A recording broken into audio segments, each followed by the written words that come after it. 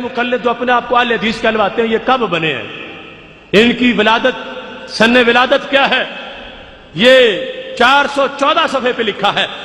یہاں لکھا ہے کہ شاہ ولی اللہ صاحب کے شاگردوں کا نام، اس کی وجہ بیان کرتے کرتے کہتے ہیں آگے چل کر شاہ ولی اللہ کا سلسلہ 2 شاخوں میں منقسم ہوا۔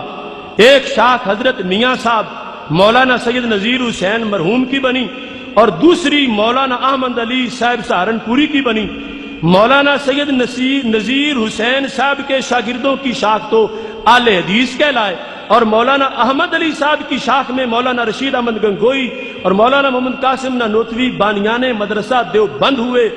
چونکہ ان دونوں شاخوں کا مخرج ایک ہے، تو یہاں واضح طور پر مانا کہ شاہ ولی اللہ صاحب سے پہلے ان کے مسلک کا کوئی مخرج نہیں، اور ان کا مسلک بھی ان لوگوں نے اپنی دھونس دھاندلی سے بدل کے اپنا بنایا ہوا ہے۔ لیکن یہاں لکھ دیا کہ شاہ ولی اللہ کے شاگردوں میں سے ایک شاخ اہل حدیث کہلائی اور دوسری دیوبندی بنی، تو پتہ چل گیا کہ یہ صوفہ والے نہیں ہیں، یہ دار ارکم والے نہیں ہیں، یہ بدر حنین والے نہیں ہیں۔ ان کی تو کل بر صغیر میں پیدائش ہوئی ہے، اور پھر آج دعوے یہ کرنے شروع ہو گئے کہ ہم شروع سے ہیں، ہم شروع سے ہیں۔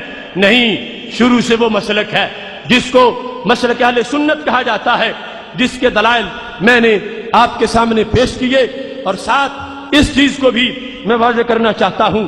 یہاں یہ بتایا جاتا رہا کہ نذیر حسین دہلوی کے 2000 شاگرد سولی پہ چڑھ گئے۔ میں کہتا ہوں کرگسوں کے گھر بھی کبھی شاہین بچہ پیدا ہوتا ہے۔ جن لوگوں نے انگریز کے خلاف جہاد کو حرام کہا ہو، جن لوگوں نے انگریزوں کی جاسوسی کی ہو، جن لوگوں نے جنگ آزادی کو غدر کہا ہو، جن لوگوں نے مجاہدین جہاد آزادی کو باغی کہا ہو، بھلا ان کی بھی یہ ادائیں ہو سکتی ہیں؟ یہ میرے پاس ان کے گھر کی یہ ساری باتیں موجود ہیں۔ یہ ترجمان وہابیہ بھی صدیق حسن کا، اس کے ساتھ الاذاع جو قیامت کے بارے میں احوال کی کتاب اس شخص نے لکھی ہے، اس کا تذکرہ، اور اس کے ہمراہ میرے پاس وہ الاقتصاد فی الجہاد رسالہ جو محمد حسین بٹالوی نے لکھا، وہ ساری گواہیاں موجود ہیں۔ الاذاع کے اندر یہ واضح طور پر لکھا گیا ہے اس مقام پر، جس وقت سید عالم نور مجسم شفیع معظم صلی اللہ علیہ وسلم کی وہ حدیث جس میں فتنوں کا ذکر ہے، اس کا ذکر کیا گیا۔ اس حدیث کو لکھنے کے بعد یہاں انہوں نے اس چیز کی وضاحت کی، یہ صفحہ نمبر 28 پہ ہے۔ جنگ آزادی میرے امام فضل خیر آبادی نے لڑی، وہ کالے پانی کا ہیرو، یہ ہمارا شجرہ نسب ہے، یہ ہماری تسلسل کی داستان ہے۔ آج وہ کس منہ سے بولیں؟ یہ کتاب صدیق حسن کی الاذاع لما کان وما یکون بین یدی الساعہ، اس میں لکھا ہوا ہے، کہتا وقد فعلت مثل ذلك فی زمان الفساد الذي وقع فی اقلیم الہند بین عساکر الفرنج وحکامہم۔ کہتا ہے یہ حدیث میں جو ذکر ہے کہ فتنے کے وقت بیٹھ جانا چاہیے، میں نے ایسے کیا تھا۔ کب؟ جب بر صغیر میں انگریزوں کے خلاف مسلمان لڑ رہے تھے، میں گھر میں بیٹھ گیا تھا، میں نے اس جہاد میں حصہ نہیں لیا، میں نے انگریز کے خلاف، کہتا ہے کہ وَسَمَّوْهُ الْجِهَادِ، لوگوں نے اس کو جہاد کا نام دے دیا، وَلَمْ يُوجَدْ شُرُوطُهُ، حالانکہ اس کی تو شرطیں ہی نہیں پائی گئی تھی۔ یہ غدر تھا، یہ جہاد نہیں تھا۔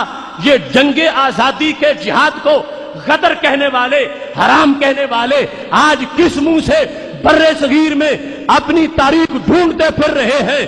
بر صغیر کی تاریخ ان لوگوں کی ہے جنہوں نے کالے پانی کی سزائیں لی، وہ کفایت علی کافی جیسے شیر دل جو موت کے پھندے پہ جھولتے ہوئے بھی نبی کی نعتوں پڑھتے جا رہے تھے۔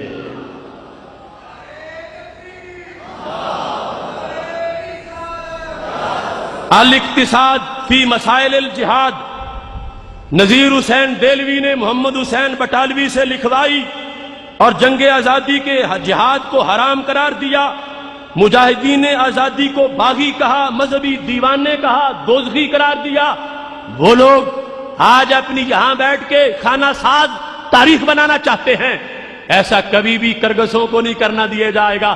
شاہینوں کے کام اور ہوتے ہیں اور کرگسوں کے کام اور ہوتے ہیں۔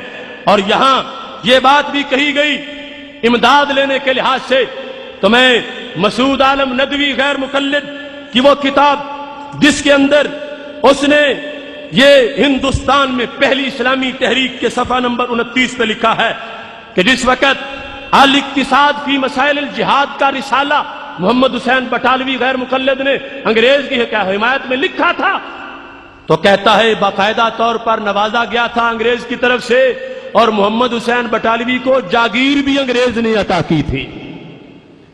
میں اس مقام پر اس چیز کو بھی واضح کرنا چاہتا ہوں، کہہ رہے تھے کہ یہ اہل سنت ان کا تعلق عیسائیت سے ہے، شیعوں سے ہے۔ میں کہتا ہوں پہلی بات رہنے دو، اس وقت پہ میری تقریر ہے روافض کے خلاف 6.5 گھنٹے کی، نجد کی پوری ضروریت اس تقریر کے مقابلے میں تقریر ہی لے آئے، پتہ چلے گا کہ ان کا رد کرنے والا کون ہے اور ان کا حامی کون ہے۔